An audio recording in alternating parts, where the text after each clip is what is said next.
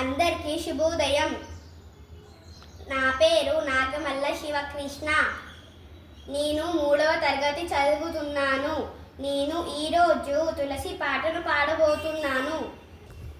గోపా ప్రదక్షిణం నీకిస్తీనమ్మా, గోవిందు సన్నిధి నాకీయవమ్మా.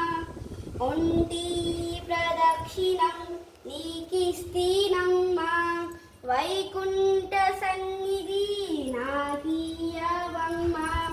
రెండో ప్రదక్షిణం నీకిస్తీనమ్మా, నిండైన సంపదలు నాకీయవమ్మా. మూడో ప్రదక్షిణం నీకిస్తేనమ్మా, ముత్తైతవతనం మా అమ్మకియవమ్మా. రామ తులసి కృష్ణ తులసి నిత్యం మా ఇంట కొలువైయుండి విలసిల్లవమ్మా.